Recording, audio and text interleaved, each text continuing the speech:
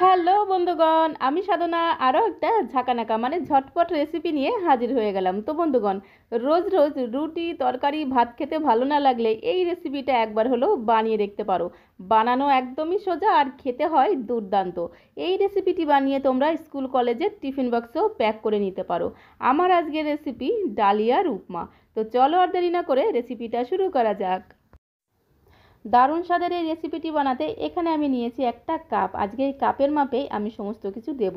তো একদম ঝাঁকানাকা করে মানে ঝটপট করে নিয়ে নিলাম 1 কাপ ডালিয়া। ডালিয়া কি অনেকেই কিন্তু চেনো না।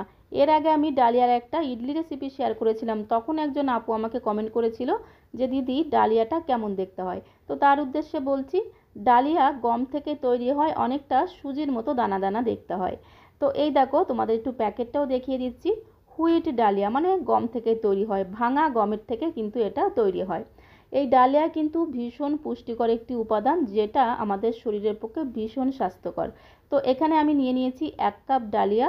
ডালিয়াটাকে একটা বড় মিক্সিং বোলের মধ্যে আমি ঢেলে নিলাম, আর তোমাদের একটু কাছ থেকে দেখানোর চেষ্টা করছি। এইবার এই ডালিয়াটাকে একটু ভেজে নিতে হবে, তার জন্য চলে যেতে হবে কড়াইয়ের কাছে। গ্যাসের ফ্লেম অন করে দিয়ে ডালিয়াটাকে আমাদের একটু হালকা করে ভেজে নিতে হবে, মোটামুটি 2 থেকে 3 মিনিট সময় ধরে খুব সুন্দর করে একদম ঘটনাটা ঘটনাটা করে ডালিয়াটাকে একটু ভেজে নেব। ডালিয়াটা ভাজতে ভাজতে দেখবে যে ডালিয়ার কালারটা অনেকটা চেঞ্জ হয়ে গেছে, আর লক্ষ্য রাখতে হবে ডালিয়াটা যেন তলা দিয়ে পুড়ে না যায়। আর ভাজতে ভাজতে খুব সুন্দর একটা আটা ভাজার গন্ধ পাবে, তখনই ডালিয়াটাকে অন্য একটি বড় পাত্রে নামিয়ে নেব।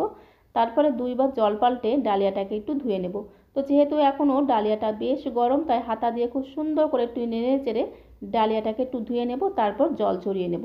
তো এইরকম একটা স্ট্রেনারের মধ্যে আমি ডালিয়ার জলটাকে ঝরিয়ে নিয়েছি। এইবারে আবারও আমাদের চলে যেতে হবে কড়াইয়ের কাছে। কড়াইতে আমি দিয়ে দেবো 3 চামচের মতো সাদা তেল। এখানে আমি সাদা তেল দিয়েছি, চাইলে কিন্তু তোমরা পুরোটাই ঘি দিয়ে করতে পারো, তবে আমি লাস্টের দিকে একটু ঘি দেবো। তেলটাকে খুব সুন্দর করে একটু ঘোটানাটা করে একটু বাদাম ভেজে নেব। তো এখানে আমি 1 মুঠোর মতো চীনা বাদাম আর নিয়েছি কাজু বাদাম। চাইলে তোমরা শুধু চীনা বাদাম অথবা শুধু কাজু বাদাম দিয়েও করতে পারো। চীনা বাদামটাকে প্রথমে একটু ভেজে নেবে, কারণ চীনা বাদাম ভাজতে কিন্তু বেশ সময় লাগে, আর কাজু বাদাম ভাজতে কিন্তু সময় লাগে না। তো আমি দুটো বাদামই একসাথে দিয়ে মোটামুটি হালকা করে একটু লাল করে ভেজে নিয়েছি। এইবার এর মধ্যে দিয়ে দিয়েছি বেশ কিছুটা কিশমিশ। কিশমিশটাকেও একটু ভেজে নেব, ভাজতে ভাজতে দেখবে যে কিশমিশটা ফুলে একদম ডবল হয়ে গেছে। তো দেখো, বাদাম আর কিশমিশ আমার ভাজা হয়ে গেছে। এবার একটি প্লেটের মধ্যে আমি তুলে নেব। এবারে দেখো, এখানে আমি নিয়েছি বেশ কিছুটা সবজি। এখানে নিয়েছি দুটো কাঁচা পাকা লঙ্কা, একটা আলু কুচোনো নিয়েছি, একটা গাজর কুচোনো নিয়েছি, আর নিয়েছি একটা ক্যাপসিকামের অর্ধেকটা।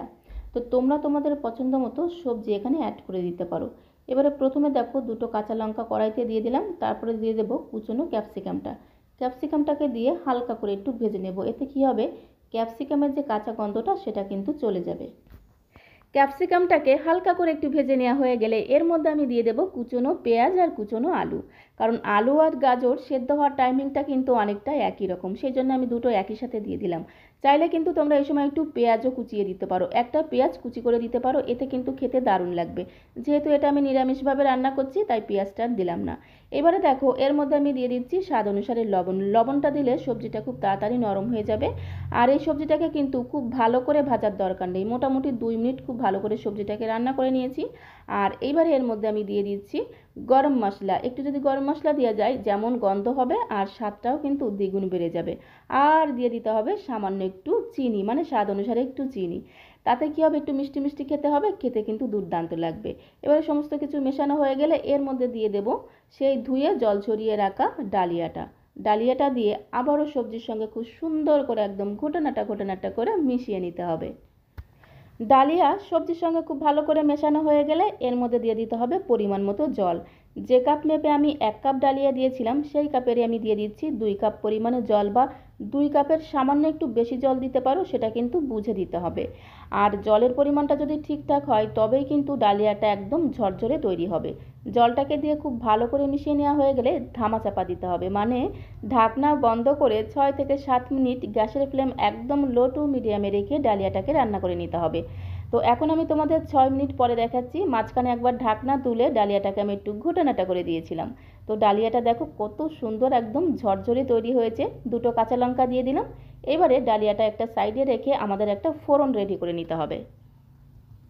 ফোড়ন রেডি করার জন্য এখানে আমি নিয়েছি ছোট্ট একটা প্যান। প্যানটা যখন গরম হয়ে যাবে প্যানের মধ্যে আমি দিয়ে দেবো 2 চামচ ঘি। তো এখানে আমি ঘি দিচ্ছি, চাইলে কিন্তু তোমরা সাদা তেলও দিতে পারো, তবে ঘিটা দিলে যেমন টেস্ট হবে ফ্লেভারটাও কিন্তু দুর্দান্ত হবে। ঘিটা যখন গরম হয়ে যাবে এর মধ্যে আমি দিয়ে দেবো 3টে শুকনো লঙ্কা ফোড়ন। তো দেখো একদম ছাঁকানাকা করে দিয়ে দিলাম 3টে শুকনো লঙ্কা ফোড়ন, আর এর মধ্যে আমি দিয়ে দেবো হাফ চামচ কালো সর্ষে। তো তখন আমি আদা দিতে ভুলে গেছিলাম, তো এখানে 1 চামচ গ্রেট করা আদা দিলাম। আদাটা তোমরা সবজি যখন ভাজবে তখন সবজি ভাজার সময় 1 চামচ আদা দিয়ে দেবে। আর দেখো এর মধ্যে দিয়ে দিচ্ছি 1 চামচ বিউলির ডাল। বিউলির ডালটাকে খুব ভালো করে মুছে নিয়েছিলাম, তো 1 চামচ বিউলির ডাল দিয়ে দিলাম। তোমাদের কাছে যদি ছোলার ডাল থাকে 1 চামচ ছোলার ডালও দিতে পারো। এবারে খুব সুন্দর করে মশলাটাকে একটু ভেজে নিয়েছি। আর এর মধ্যে দিয়ে দিচ্ছি কারি পাতা, বেশ কিছুটা কারি পাতা দিয়ে দেবো। কারি পাতা দিলে কিন্তু খুব সুন্দর একটা ফ্লেভার হবে আর খেতেও কিন্তু দুর্দান্ত লাগবে। তবে লক্ষ্য রাখতে হবে কারি পাতাগুলো যেন বেশি পুড়ে না যায়, তাহলে স্বাদটা কিন্তু একদমই নষ্ট হয়ে যাবে। তো দেখো ফোড়ন কিন্তু একদমই রেডি হয়ে গেছে। এইবারে আমাদের ডালিয়ার মধ্যে ফোড়নটাকে অ্যাড করে দিতে হবে। তো দেখো ফোড়নটাকে উপমার মধ্যে দিয়ে দিলাম। এই ফোড়নটাই কিন্তু উপমার স্বাদ গন্ধ দ্বিগুণ বাড়িয়ে তুলবে। তো এইবারের মধ্যে দিয়ে দিচ্ছি ভেজে রাখা বাদাম আর কিশমিশ। তারপরে খুব ভালো করে মিশিয়ে নেব। গ্যাসের ফ্লেম অন করে এই ডালিয়ার কড়াইটা আবারও গ্যাসের উপরে বসিয়ে দিয়েছি। তারপরে খুব ভালো করে মিশিয়ে নিতে হবে। গ্যাসের ফ্লেম মিডিয়ামে রেখে সমস্ত কিছুকে আরও মিনিট খানেক খুব ভালো করে মিশিয়ে নেওয়া হয়ে গেলেই দেখো তৈরি হয়ে যাবে একদম ঝরঝরে ডালিয়ার উপমা। খেতে দুর্দান্ত লাগে আর বানানো তো একদমই সোজা। যে কোনো নিরামিষের দিনে বা উপবাসের দিনে ডালিয়ার এই উপমা তৈরি করে খেতে পারো, খেতে দুর্দান্ত লাগে। ডালিয়া ভীষণ পুষ্টিকর একটি উপাদান, যেটা বাচ্চা থেকে বড় সবাই খেতে পারো আর খেতেও ভীষণ ভালো লাগে। তো দেখো উপমা আমাদের একদমই রেডি। এইবার একটি প্লেটের মধ্যে আমি সার্ভ করে নিচ্ছি। তো আজকের এই ডালিয়ার উপমা রেসিপিটা তোমাদের কাছে কেমন লাগলো কমেন্ট বক্সে অবশ্যই লিখে জানিও। ভালো লাগলে আমার চ্যানেলটিকে একটি লাইক আর শেয়ার করে দিয়ে আমার চ্যানেলের পাশে থাকার অনুরোধ রইল। আমার চ্যানেলে যদি কোনো নতুন বন্ধু এসে থাকো প্লিজ আমার চ্যানেলটিকে লাইক করে দেখো, যাতে যখনই এরকম সুন্দর সুন্দর ভিডিও আপলোড করব সঙ্গে সঙ্গে নোটিফিকেশন আগে তোমার কাছে পৌঁছে যায়। তো আজকের মতো এই পর্যন্ত। সবাই ভালো থেকো, সুস্থ থেকো। আবারও দেখা হবে নতুন কোনো ভিডিওর সাথে। সবাইকে অসংখ্য ধন্যবাদ।